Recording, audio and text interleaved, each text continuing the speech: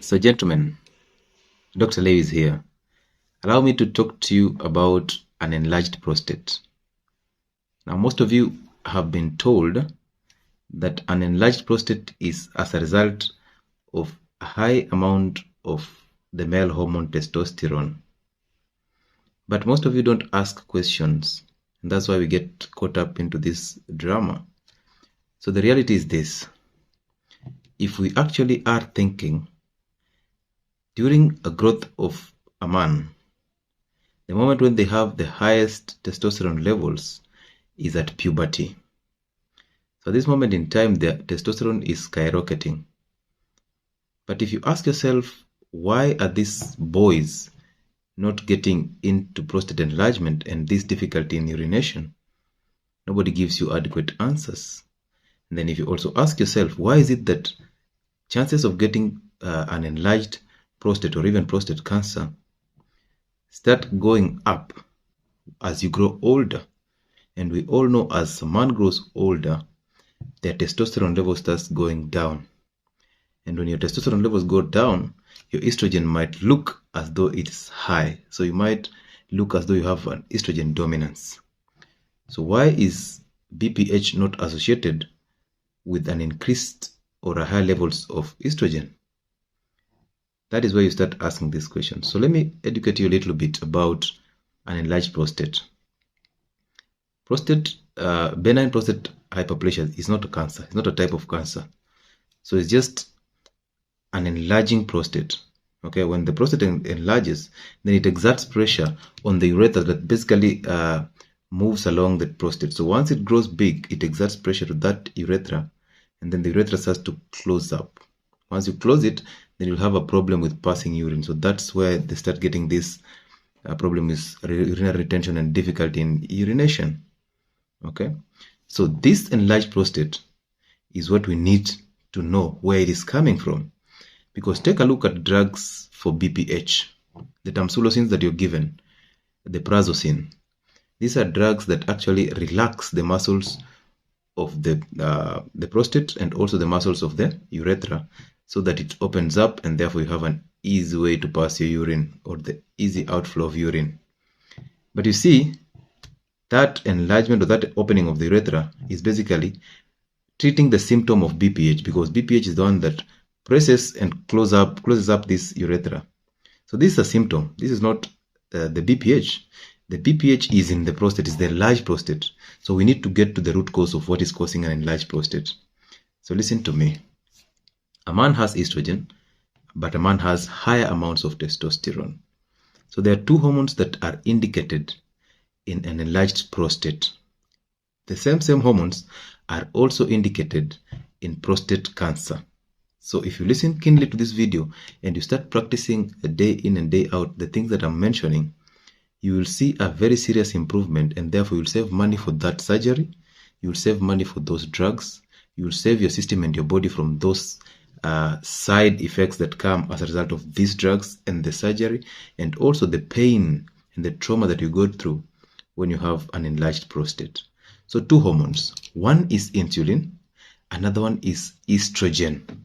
Okay, so how does insulin cause an enlarged prostate? Now, higher amounts of insulin in the system, which you call hyperinsulinemia, which is basically as a result of insulin resistance, because when you have insulin resistance, that is the time you start having an increased levels of insulin in your blood, and that is hyperinsulinemia. So where are we getting this insulin resistance? Consumption of sugar in all forms and consumption of processed foods and carbohydrates. We are also getting it from a fatty liver. Okay, so just keep that behind your mind. So insulin is a hormone that actually is supposed to help you metabolize sugar. But since you have a lot of sugar in your system, leave alone the blood, in your cells, in your body cells in general, then you reach a point where your cells cannot take in insulin anymore. Now, this rising amount of insulin is the one that is responsible for all the metabolic syndrome in your system, including diabetes, hypertension, triglycerides, high triglyceride levels, low HDL, high LDL, obesity, kidney failure, and all these issues, and also including an enlarged prostate. So how? High insulin levels in your system, they cause an activation of another factor that is called IGF-1. So this IGF-1 has receptors in the prostate. And once you activate IGF-1, it binds to these receptors and starts the multiplication of these cells in the prostate. So they start multiplying abnormally. And once they multiply abnormally, the prostate starts to enlarge. That's a form of inflammation. So it starts to enlarge. That is when you start having that problem of difficulty in passing urine. So that is now BPH. To add on that, remember high insulin or insulin resistance is the one that causes you obesity. And when you grow fat, you are accumulating a lot of fat in your system. This fat hinders the conversion or the increase in testosterone, because now fat is responsible for blocking the enzyme that is supposed to actually change estrogen to testosterone. So it actually encourages the conversion of testosterone back to estrogen.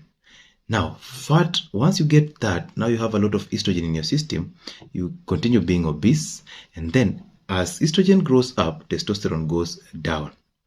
Now, if you've been here for long, you know, we mentioned it in a previous video, that estrogen is an anabolic hormone, okay, just like insulin.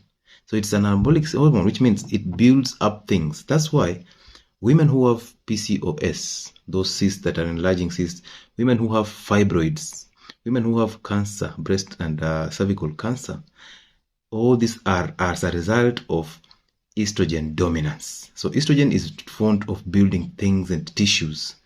So now in the prostate, it does the same job because it still has receptors in the prostate. So it does the same job. So it enlarges your prostate, it builds up your prostate. And guess what? Now you have fat, so you're getting into estrogen dominance. Now you have high estrogen levels, and again you have insulin levels going up, and you have IGF going up. So now every effort is aimed at enlarging your prostate, and this is where you get BPH. So nobody is mentioning to you that estrogen and insulin, hyperinsulinemia, are the ones that are responsible for causing you an enlarged prostate, and it's for a reason. Because it has to be a business. So when you go ahead and you're diagnosed with an enlarged prostate and they recommend surgery for you, you're the one who is going to lose money because you've not treated the cause. Surgery will remove a prostate, and as we always encourage you in this channel, do not reverse a biological process. Do not remove any organ in the body, because those organs are there for a specific function. So let them be the way they have to be. Edit what you're eating and the organs will do what they have to do. So now, you have had this enlarged prostate, you're told to go for surgery, very expensive surgeries. You have also had an enlarged prostate and then you have difficulty in urination, and you're told to go and buy tamsulosin or prazosin to help you open up the urethra so that you can pass urine. But have you treated the cause of the closing up, the cause that led you to the urethra narrowing or closing up? You have not. You are actually enlarging the urethra but leaving the cause to be there. You're not treating the cause, you're treating the symptom. So those drugs will help you in a short while. Once you clear those drugs, and then again the process still presses up and the urethra closes up, and you still go through the same processes. So this video is aimed at opening up your mind to know that these two hormones are very dangerous in your system if you let them misbehave. And where do we source these hormones? So where do we source insulin? We are sourcing insulin from the pancreas, and we are getting this insulin as a result of continuous and chronic consumption of sugar in all forms, of processed carbohydrates, of inflammatory foods like the seed oils, like the wheat products. This is where we are sourcing this sugar. When we get this sugar, it rises into the bloodstream, then insulin has to come in. And the more you get this insulin spikes, the more you get into insulin resistance, and later on you'll get into hyperinsulinemia. So first you start by dropping those foods for you to bring back your insulin back to normal. And where are we getting this estrogen? Estrogen is basically literally everywhere in the environment. You get it through the genetically modified foods. This is where your fruits are coming in. This is where your Irish potatoes are coming in. So genetically modified foods have high content of estrogen and they disrupt your hormones. Also, sugar and wheat products, they still give you estrogen. okay, because they'll cause your fatty liver, get into insulin resistance, get high insulin levels, get high estrogen. And so you now relate that on insulin and on estrogen, we already have a similar cause. Okay, so anytime I mentioned about wheat products, seed oils, and sugar, you already know what I'm talking about. Another thing that is very obvious, that the deodorants. Have you ever taken time to read the ingredients or the label of your deodorants? Some of them have phytoestrogens, and that is a source of estrogen. That will mess up your system. We also have soda and juices, and those people who take alcohol. Beer is highly estrogenic, so you need to drop that beer. Okay? As you grow old, beer has no beneficial value to you, so drop it. And then again, the herbicides that are used in this, the herbicides and the fertilizers that are used to cultivate genetically modified foods. These herbicides have high content of glyphosates, which mimic estrogen in the system. And therefore, if you're a man and you're consuming genetically modified foods, you're actually consuming a lot of chemicals from the time they were cultivated to the time they were ripened using the calcium carbides and stuff. So, and again, another one that is very obvious, the processed meats. And people will tell you that meat is directly linked to cancer, red meat for that matter, but nobody is telling you that it is processed meat that is directly linked to causing you prostate enlargement and prostate cancer. And these cancers, all the colon cancer and stuff, that they're bringing out different research telling you that red meat is directly linked to causing cancer. It is not. Processed red meat is the one that is causing you problems. The sausages that you eat all the time. It's time for you to drop those foods. Now, those foods I just mentioned are the ones that will cause you high insulin and high estrogen. So once you drop those foods, then this is what you're supposed to do for you to start recovering. Number one, fasting is very necessary for you to balance your estrogen and also for you to lower your insulin. So fasting is very necessary for a man, whether periodic fasts or prolonged fast. So if you are already having an enlarged prostate, go on 1 meal a day, and every week, every end of the week, do a 48-hour fast. You will recover so fast, you will be even amused. So drop all those foods and then go on an OMAD, eat healthy keto, drop carbohydrates completely. Even the complex carbohydrates, you don't need them anymore. Drop them. Change all those inflammatory foods. Drop them. Change your cooking oil to ghee and tallow and lard. You can also use coconut oil. Leave that vegetable oil, the unsaturated one. Use saturated fats, the healthy fats. Okay, you need them to get testosterone, so use them. Eat them in plenty. Eat all types of protein. Eat red and white meat in plenty. Make them fatty. Okay, because red meat has no relationship to causing you prostate enlargement or prostate cancer. It is the processed red meat. So those are the ones that you're dropping. Focus on grass-fed beef. Enjoy it. Eat all organ meats. Eat the eggs in plenty. So enjoy all proteins in plenty. Eat the chicken plus the skin. Eat the fish. Eat the seafoods. Okay, enjoy it. But drop all the fruits except avocado. Okay, and then drop those drugs, because the drugs, not unless you are at a stage where you cannot urinate easily, then now you can take the drug to help you manage the symptom as you fix your diet and your fasting and your exercise. Go to the gym, work out three times a week. An hour is enough. Then enjoy the sun because of vitamin D, and also the sun is a powerhouse of the man. Then enjoy your sleep. So once you fix that, you will drop estrogen. You will drop insulin.